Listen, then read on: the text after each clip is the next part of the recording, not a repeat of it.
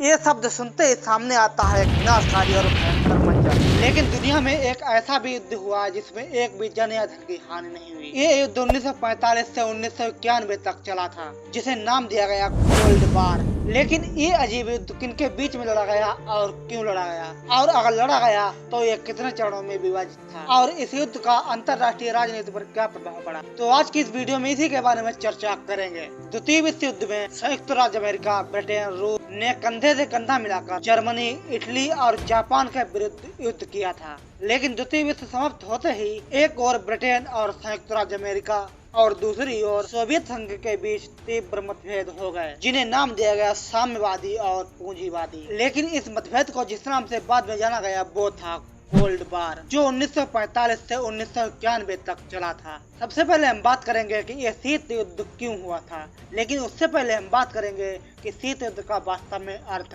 क्या है। युद्ध ये शब्द वास्तव में एक भयंकर और विनाशकारी मंजर लाने वाला होता है। लेकिन शीत युद्ध एक ऐसा युद्ध लड़ा जो अस्त्रों या शस्त्रों से न लड़ करके केवल धमकियों तक ही सीमित रहा। ये युद्ध कोई वास्तविक युद्ध नहीं था। ये युद्ध एक तरीके से दो महाशक्तियों के बीच कूटनीतिक युद्ध था, जिसे विचारों का युद्ध भी कहा जाता है। KPS मेनन ने शीत युद्ध के बारे में कहा है, शीत युद्ध जो दो विरोधी विचारधाराओं, पूंजीवाद और साम्यवाद, दो व्यवस्थाओं, बर्जुआ लोकतंत्र तथा सर्वहारा तानाशाही, दो गुटों नाटो और वार्ता समझौता, दो राज्यों अमेरिका और सोवियत संघ तथा दो नेताओं जॉन फॉस्टर इलास तथा स्टालिन के बीच युद्ध था, जिसका प्रभाव पूरे विश्व पर पड़ा। अब हम बात करते हैं शीत युद्ध की उत्पत्ति कैसे हुई और इसके कारण क्या थे। द्वितीय विश्व युद्ध के दौरान ही इसके लक्षण प्रतीत होने लगे थे, जब दोनों महाशक्तियां अपने अपने स्वार्थों को ही ध्यान में रखकर लड़ रही थी और परस्पर सहयोग की भावना एक खाबा था। द्वितीय विश्व समाप्त होते ही शीत युद्ध के लक्षण उत्पन्न होने लगे और दोनों गुट एक दूसरे के विपरीत शिकायत करने लगे। अब हम बात करते हैं शीत युद्ध के कारण क्या थे। पूंजीवादी साम्यवादी विचारधारा का प्रसार, सोवियत संघ के द्वारा याल्टा समझौता का पालन न करना, सोवियत संघ और अमेरिका के वैचारिक मतभेद, सोवियत संघ का एक शक्तिशाली राष्ट्र के रूप में उभरना और वीटो पावर का बार बार प्रयोग किया जाना, बर्लिन विवाद और अमेरिका का परमाणु कार्यक्रम, यही कुछ इसके प्रमुख कारण थे।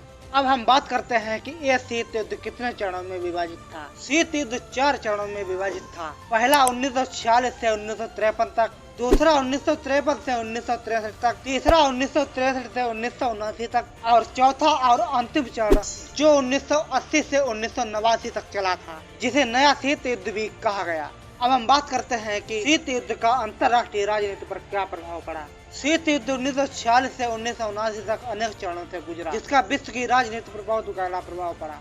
इससे विश्व दो गुटों पूंजीवादी और साम्यवादी में विभाजित हो गया। इसके बाद इससे यूरोप का विभाजन हो गया। इसने पूरे विश्व में भय और आतंक की स्थिति मौजूद कर दी और इस युद्ध ने आणविक शक्ति की संभावना में वृद्धि कर दी और देखते ही देखते पूरा विश्व आणविक शक्ति की होड़ में लग गया। इसके बाद शीत युद्ध ने उपनिवेशवाद और गुट निरपेक्ष आंदोलन को सबल किया और अंतर्राष्ट्रीय राजनीति में प्रचार और कूटनीति के महत्व को जाना जाने लगा। इस प्रकार से हम कह सकते हैं कि शीत युद्ध एक अस्त्रों का युद्ध न होकर के केवल वाक्पटुता का युद्ध था, जो कागज के गोलों, रेडियो, पत्रिकाओं तक ही सीमित रहा। तो मित्रों, आप सभी को शीत युद्ध के बारे में जानकर कैसा लगा कमेंट में जरूर बताइएगा और ऐसे वीडियोज के लिए चैनल को सब्सक्राइब जरूर कीजिएगा।